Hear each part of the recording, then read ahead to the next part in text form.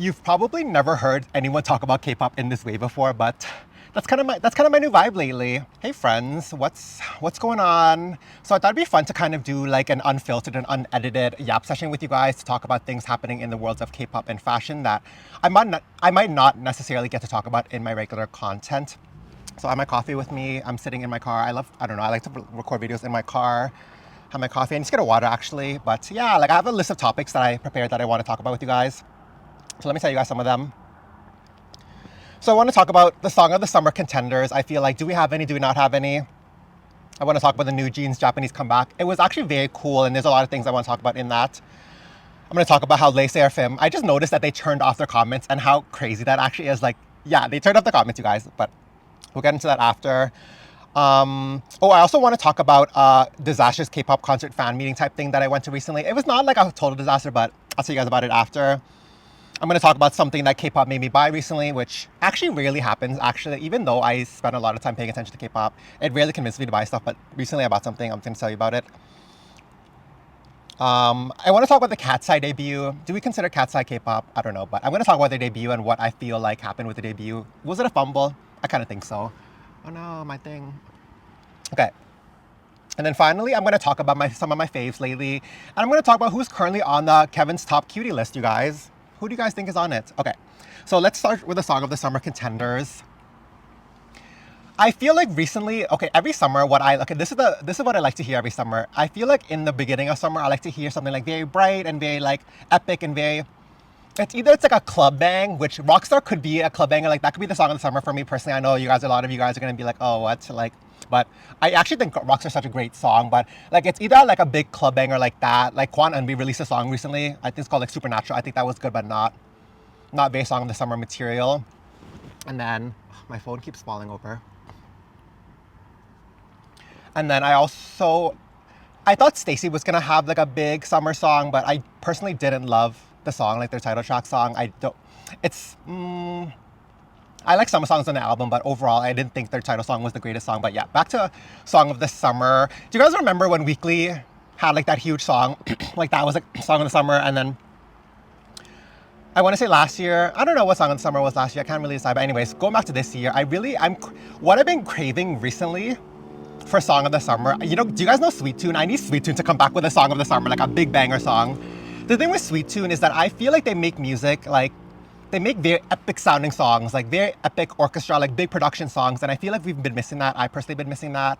Like think of like Kara's, like Step, Mister, like those kind of big songs. Or like a song like even, Sweet Team didn't produce this, but like imagine a song like Eyes One's Panorama. Like I feel like that's such a big song. It sounds epic. Like that's what I'm really craving from K-pop lately. But anyways, going back to the Song of the Summer, I feel like I like How Sweet a lot by Newjeans, but I feel like that's more of like a post-summer song, like towards the end of summer. You know what I mean? Like that's more of like a chill, like reminiscing on the memories of the summer. But right now, I'm thinking I want like a bigger summer song. I feel like right now, who did I write that has kind of like a song of the summer right now? I wrote a couple options.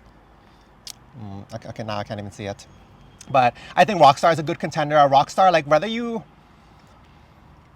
think it's like a bop or not, I feel like nobody really can deny the fact that the hook is there, you guys. Like the hook is very much there. The hook is something like we'll be screaming in the club, you know? But yeah, so there's that. I think another great album that's kind of good was Kepler's album, actually. They're like, I think their last album, like the title song was very good. I don't remember what it's called, but that was very good. Another song that I think a song that I really think could be Song of the Summer is To Us is Hey Hey. I've been listening to that a lot lately, and it's like a bop that I like, and it just sounds very summery, so that's a really good contender Song of the Summer. I think that Rise, Impossible could have been the Song of the Summer had they released it after Boom Boom Bass. I think Boom Boom Bass was better, like a winter song, and then they should have released Impossible for the summer. Like that would have been like a huge banger, but I don't know what's going on with that, but yeah, like I feel like that had potential. But I think right now, the top two contenders of Song of the Summer for me personally, I think are To Us is Hey Hey. Like that's a great song. Like it's such a good song, you guys. Like I actually love To Us a lot right now. Hey Hey, and then Lisa's Rockstar. It's a bop. I don't care what you guys say. Yeah.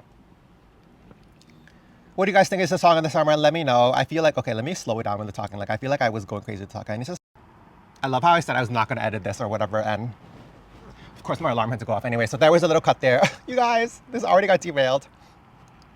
Next. Anyways, yeah, like what do you guys think is the song of the summer? Next thing I wanted to talk about, the Newjeans Japanese comeback. I thought the comeback was, I don't know, like it was, actually it's like a good song. Supernatural is a good song, but I think How Sweet is the better song. I think How Sweet, out of all the songs that Newjeans released so far, it's probably like my favorite song of the recent releases, but I know that was not the Japanese release.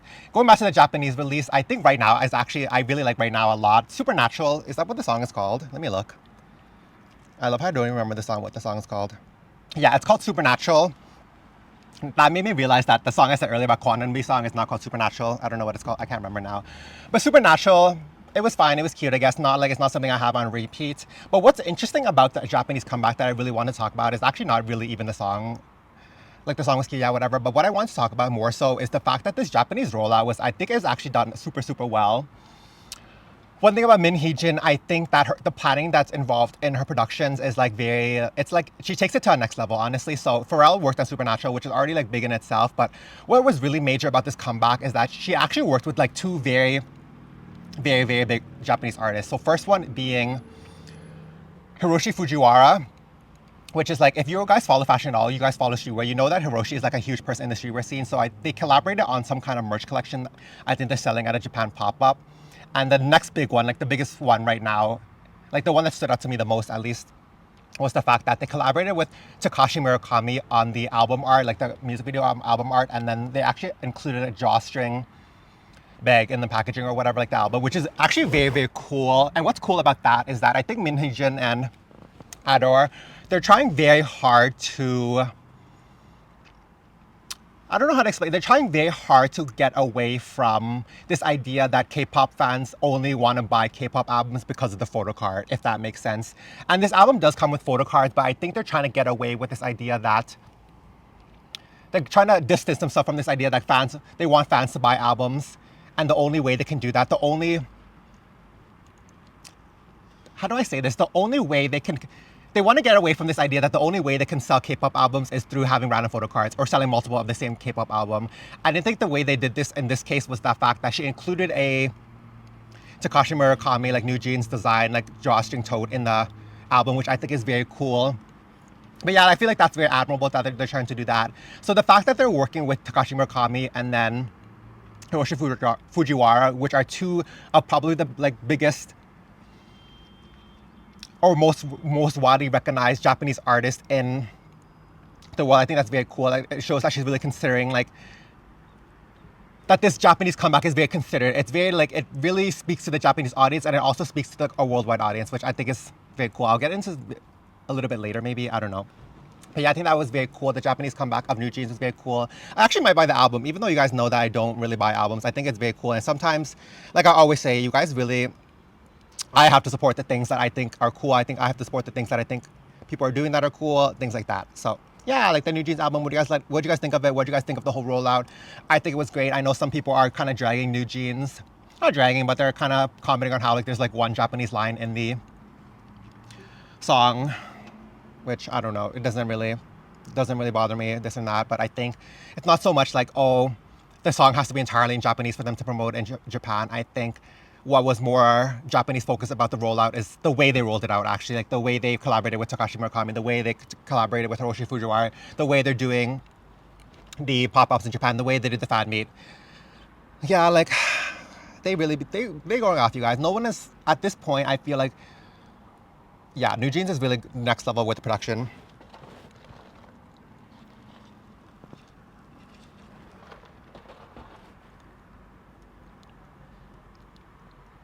Okay.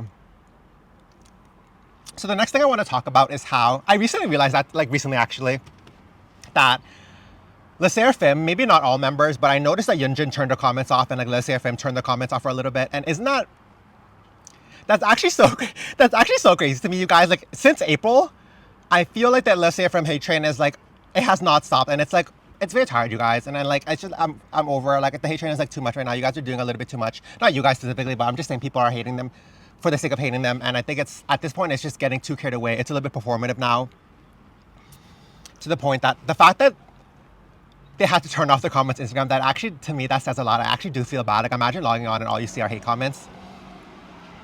And this brings me back to my next thing, my point that I've been talking about a lot recently. Maybe not to you guys, but in general to my friends. I feel like recently in K-pop, there's a current fixation on negative news. I feel like a lot of people, like, inadvertently, or whether or not they realize it, but they like to, or they happen to consume more negative news than they consume positive news, and they love to see, like, I feel like people are more likely to say, for example, like, people are more likely to consume content about, let's say, from being, like, I don't know, but negative news about them as opposed to, like, positive news about them, right?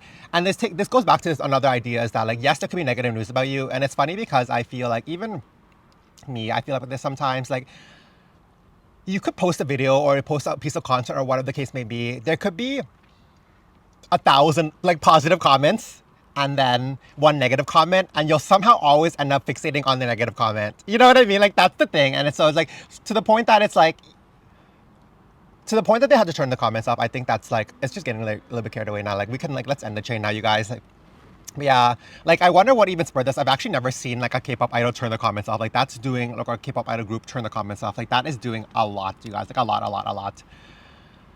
But yeah, like, do you guys think, like, do you guys feel like they should just turn the comments back on and, like, let people, like, drown the comments and, like, be unbothered by it? Or would you rather they just turn it off and, like, avoid the comments altogether?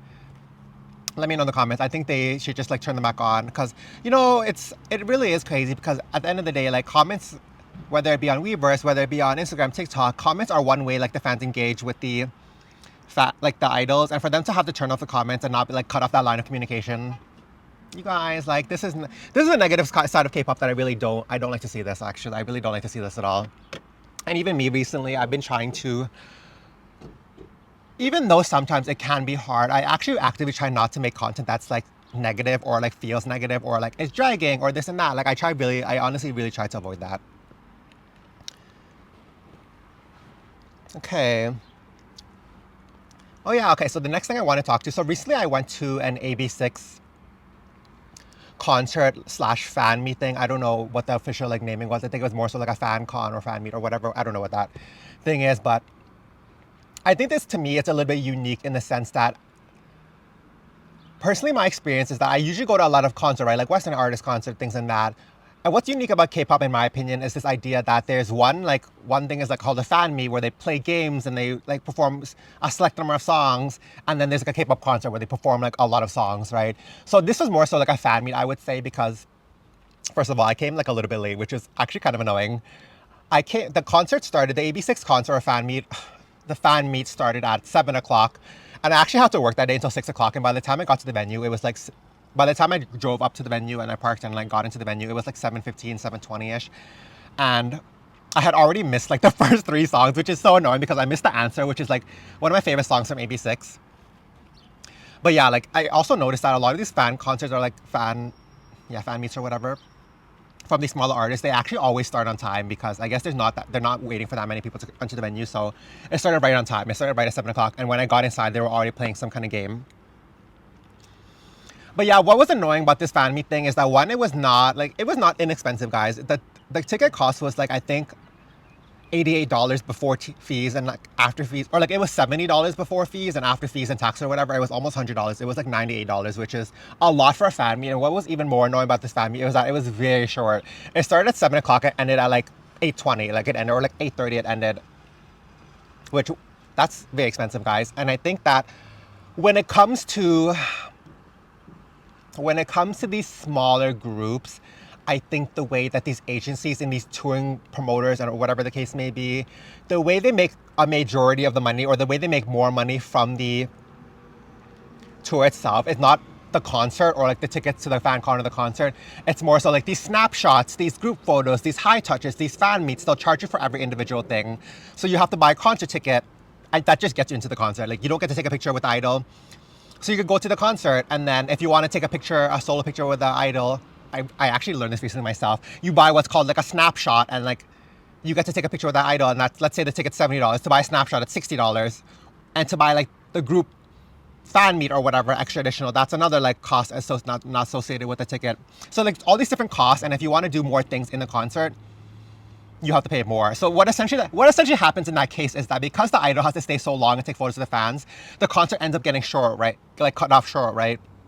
So then now it's like, I feel like the concert feels like such an afterthought. The fan meet feels like such an afterthought. It gets so condensed. And you know what's really crazy, you guys? AB6 is actually one of my like, they're actually one of my alt groups, or like they used to be one of my top alt groups. I think AB6, like their debut era was so good. Like they started off with this kind of deep house sound. Like they had like their title track for their debut called Breathe. That was an amazing song. And then their first comeback called Blind for Love. Oh my gosh, another amazing comeback. And I feel like from there, like AB6, they had like a drama with a member, and a member ended up leaving. And then from there, yeah, honestly, things AB6 were never the same. And the thing with this fan meet is that I feel like the setlist selection was kind of odd, in my opinion. They played a lot of like the more fan-oriented songs. They didn't play a lot of title tracks at all, actually. I think The Answer was the only title track they played.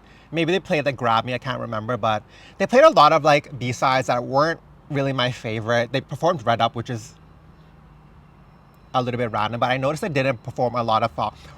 They only performed like one song pre-member departure era, which is a shame. But yeah, like I feel like it was like very, I don't know, even like the games felt a little bit rushed. They did like a random play dance, and that was like super rushed as well. But yeah, overall I just think it was a disaster. Like I just feel like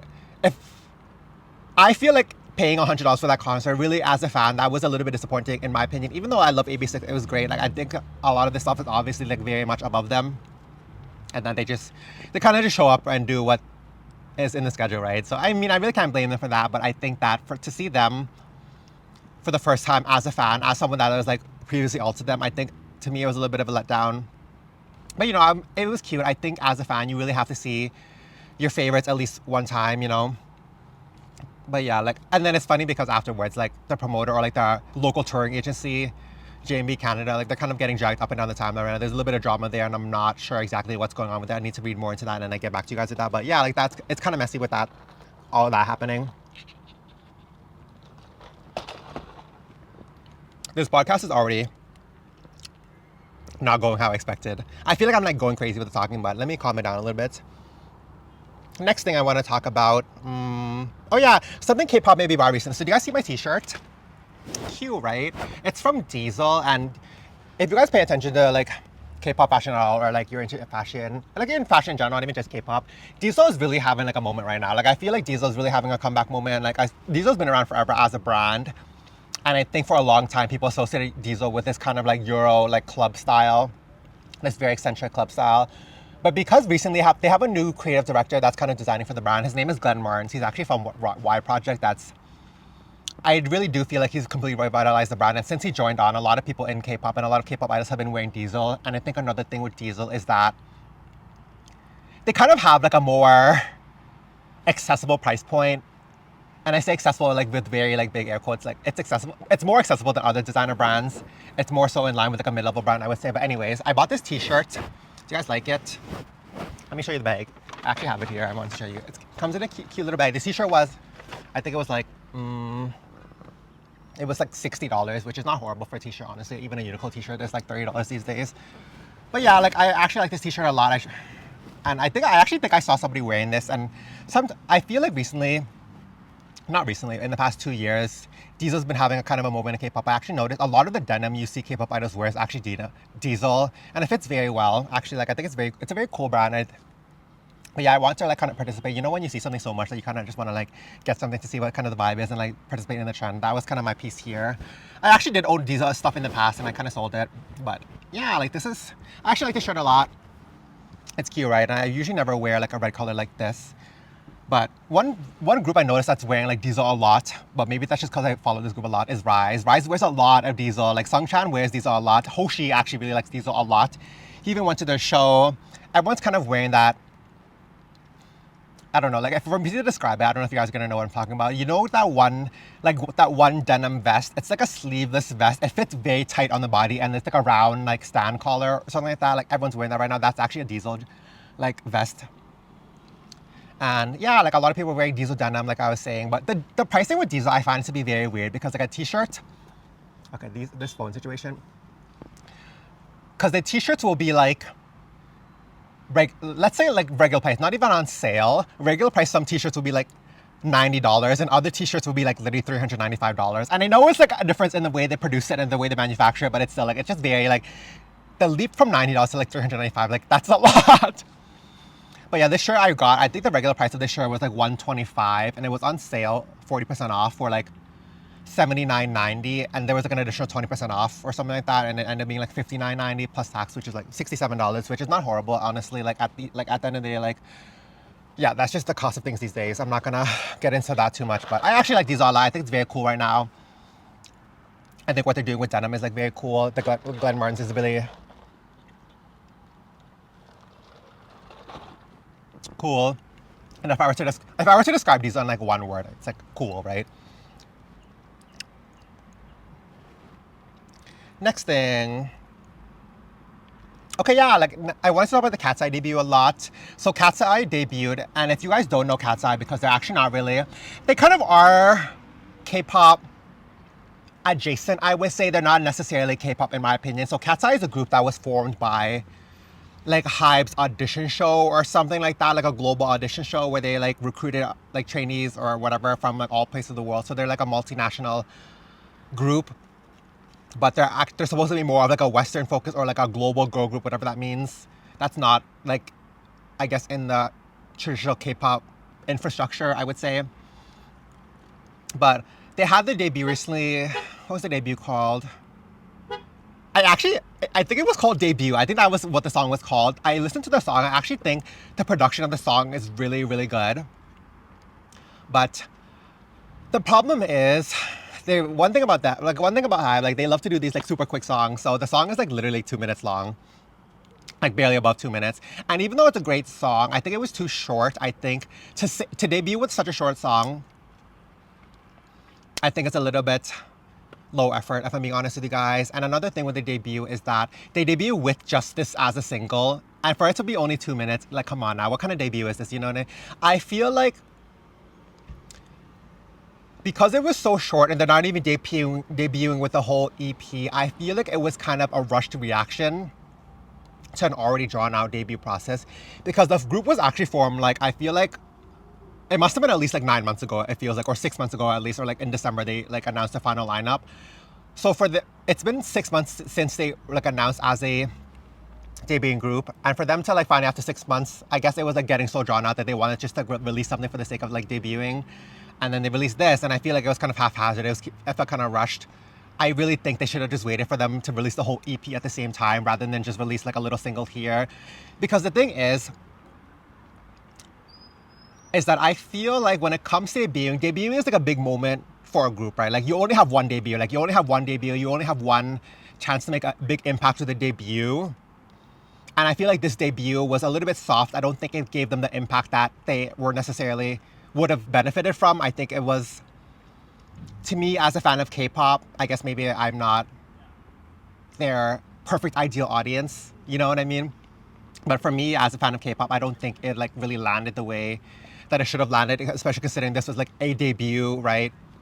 Definitely did not land. And actually, not a lot of debuts have been landing recently. But anyways, that's besides the point. I think they kind of fumbled their debut a little bit. I think that they really actually should have, like I was saying earlier, they should have waited for the full EP to come out. I think they announced that the full EP is coming out at the end of August, which again, like what's going on here, guys? I feel like it's a little bit late in my opinion. I feel like if you're going to debut with like a big song, I think it actually should be in the beginning of summer. Like your chances of it being a summer hit are much higher rather than you releasing it towards the end of summer. Things are the mood is kind of somber now, you know what I mean? So yeah, I think their debut was a little bit fumbled, but you know, it's not the end of it. I do think they have a chance to like maybe have like a redemption era. I don't know what they're planning for, but I really like to see them do something big. And what's interesting about Katseye actually is that the creative director of the group, his name is Humberto Leon, and he used to be the designer of Kenzo, and he was one of the original founders of Opening Ceremony, which used to be this really cool store in New York. It was also a brand for a long time too. But yeah, I think Humberto has a good idea of what's going on in contemporary culture. So I think it was a little bit surprising for me to see this kind of debut be so, it was so whatever, you know what I mean? But I do think they have a chance, like I said earlier, to redeem themselves. But yeah, like, I don't know, like, I think, yeah, they need to, I don't know, they need to do something about this. Next. Oh my god, the video's almost already like 30 minutes. Let me like speed this up a little bit.